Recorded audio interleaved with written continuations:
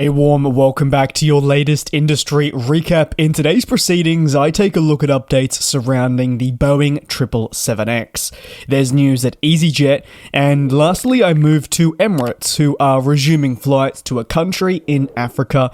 But let's begin with Singapore Airlines, who have become the latest customer of the up-and-coming 777X to speak on the nature of the program and their own delivery estimates. It was revealed that their forecasts for first 777X delivery have not changed as part of the broader group's publishing of most recently some record financial results. Singapore Airlines says it still expects the first 777X to be delivered sometime in 2025, likely in the second half or latter stages of that year. While the 777X remains uncertified at the moment, and the process in getting this jet approved has certainly been clouded by ongoing difficulties at the plane maker, Singapore Airlines has very openly remained hopeful. However, in a bid to cope with the associated delays in obtaining this aircraft type, remember it was expected to be certified in 2020, the airline is retaining some of your older 777-300ER jets for a longer period. Singapore will not be the first, and likely not the last, to keep older jets while these companies await their new planes to be delivered. The company also remains one of the largest customers of the 777X away from Emirates, with orders being converted to the wide body from the 787 most recently in 2021. Even though the aircraft has experienced continued delays in acquisition and certification, and with initial expectations of a 2021 delivery, the company still remains pretty excited, and you've got to hand it to them for that, especially with all the negativity surrounding this program from other airline customers. Once delivered, the 777X is expected to massively elevate the airline's ability to offer scheduled services in an efficient manner. Despite Singapore Airlines not adjusting its guidance on 777X deliveries, you do have other airlines that feel very different about the matter. Emirates recently spoke on the 777X delays and said that they don't expect the first delivery of their aircraft until potentially into 2026. This would represent another delay to the program as Boeing battles audits and investigations into their production practices, and obviously faces also an uphill battle to turn around their culture. The Dubai-based airline has long spoken publicly over 777X delays and the associated frustrations. Emirates has been forced to adjust its retirement schedule of existing aircraft wildly because of this.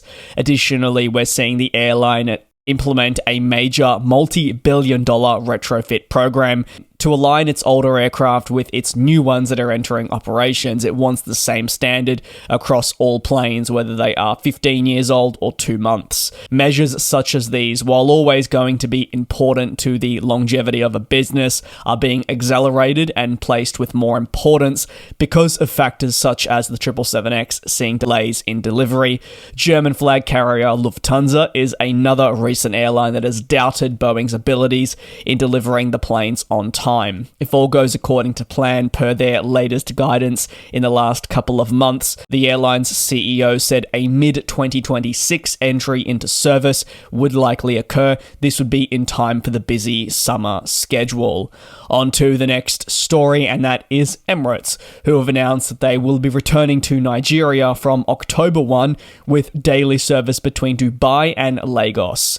The airline says its fleet of Boeing 777-300ER jets will operate as part of a commitment to really just increasing services across Africa.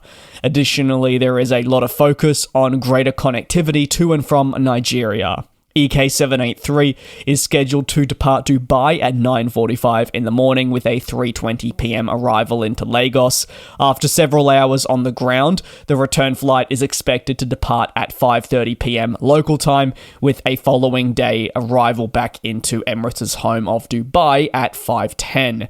The 777-300ER being deployed between the two locations will be a 3-class one. It'll be configured to seat 8 in first class, 42 in business, and lastly 304 across economy class. Once service does resume at the beginning of October, arguably one of the headline features about the Emirates route network, will be service to 19 different African gateways, which results in a staggering, wait for it, 157 weekly flights. However, really thanks to codeshare partnerships, this connectivity increases substantially, especially focusing on your more regional operations across Africa. Now, naturally, Emirates can't send their aircraft to every city, but they say their presence can be felt in 130 locations thanks to the development and forging of new codeshare partnerships. Emirates' 2023-2024 financial report really highlighted their ability to strengthen airline connections. They believe that developing these partnerships is beneficial to all involved, but especially airline customers who should have, in theory, a much more seamless travel experience. As for service to Lagos, well, it's incredibly important for trade relationships that have been developed over recent years, and if we're talking from a standpoint of Emirates Sky Cargo, well, daily service will bolster the freight element, with belly cargo space being offered on each flight operated by the 777 jets. On to the last story, easyJet has unveiled plans to boost its network across the United Kingdom by opening a base once more in London Southend. According to the latest update, the reopening is scheduled for March 2025. By this time, the airline expects it'll be able to offer a fully operating crew from the location. London Southend, if you feel it is familiar with relation to easyJet, it's because it was previously a base. However, when the global pandemic hit, this airport became one of the many casualties as the airline was forced to reshuffle its network to ensure long-term profitability. Cutting London Southend as a base during the pandemic was just one of the many difficult decisions undertaken during that period of time.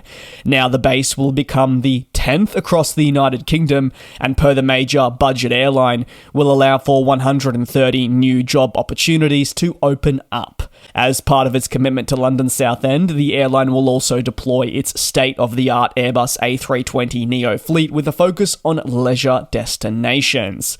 London Southend as an airport says they're very excited about the base reopening. They highlight the importance placed on the local people of London, Essex, and the broader East Anglia region. For those based here now, travel is expected to be made easier thanks to the easyJet base. Now, those customers have greater accessibility to the well-connected network. On top of that, the airport does highlight the importance of not just creating, but also supporting hundreds of new jobs associated with a base reopening. As easyJet announced that change to their overall route network and presence, the airline also provided us with a financial update on its half-year results. They indicated a loss of USD 445 million during the first quarter, which, while obviously is far from ideal, is still an improvement year over year. The expectation is that for the busy summer season, their results are expected to be fantastic, as they're forecasting and really just generally already seeing, per their CEO, higher bookings this year than last year. During the first half of the year, the airline increased capacity by about 12%. They said they carried 36.7 million passengers during the colder months of the year. You can let me know your thoughts on today's aviation news recap down below in the comments. Thank you very much for your support here on the channel. It is certainly appreciated. Do take care and do also be safe. I'll see you same place, same time tomorrow for your latest industry news. And we'll fly.